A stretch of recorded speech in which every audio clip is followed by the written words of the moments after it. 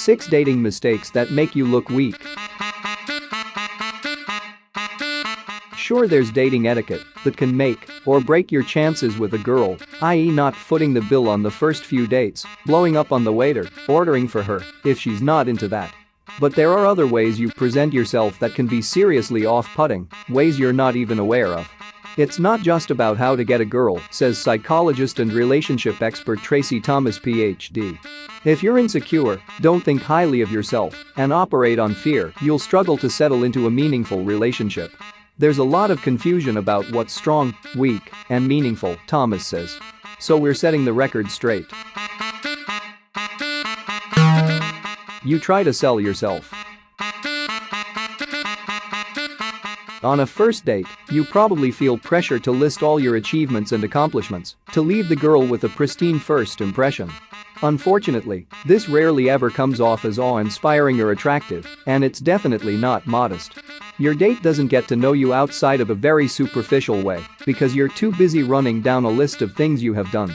I remember being on a date, and the guy was constantly giving me his resume, Thomas says. I remember thinking you don't think very highly of yourself, and, therefore, don't think I would like you if you were just being you, talking about who you are, what you feel, and what's meaningful and interesting to you, she adds.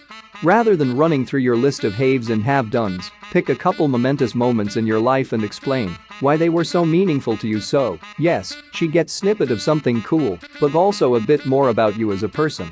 Instead of saying you've traveled to every continent on the planet, tell her how exciting travel is to you, and pick one, like a volunteerism trip to Bali, so you add context to the situation and showcase how great you are without saying how great you are. You always steer the conversation back to you. Men who are emotionally weak also feel uncomfortable in the moments where their job is to get to know a woman, Thomas says. The result? You always come back to you, and conversations start to feel like you're just trying to one-up her. Say she mentions she's lived in Chicago for 4 years, and you interject by saying you've lived there for 5. Or, she's planning to run a half marathon and you list all the races you've done from grade school until now. Your nerves might be to blame, but you're coming off like a self-absorbed jerk. You never want her to feel like you're going toe-to-toe or you're competing, Thomas says. You put on a front. If you're telling outright lies about yourself or are constructing a narrative, this will derail a date and any chance of a relationship, Thomas says. Even a stranger will see through a facade and deceit if you're trying to pump your image up so you seem like a cooler, more successful guy. If you're the assistant to the head honcho in a firm or the secretary of the editor-in-chief of a publishing company, don't blur the truth and say you run the place. Rather than letting your strength of character come through, you're trying to trick a girl into falling for a version of you. Women appreciate honesty, Thomas says. You don't own your mistakes. If you took a huge risk in life, like trying to start your own business, but it failed, so you're starting over, say that. Don't hide, twist, or cover life events, even on a first date. We're not saying you need to tell her the biggest mistake you've ever made, but if you happen to end up in a conversation about past jobs or the hardest obstacle you've ever had to overcome, admitting your faults can actually earn you major brownie points. Vulnerability and emotions don't make you weak, Thomas says, suppressing them does. You're human, so show her your emotions and tell her your disappointments, but not in a pitying sort of way, more in a phoenix rising from the ashes sort of scenario. You don't make meaningful connections. If your dates and relationships only scratch the surface of meaningful conversations and connections, it's a major indicator that you're not secure and happy enough with yourself to give your all to a woman.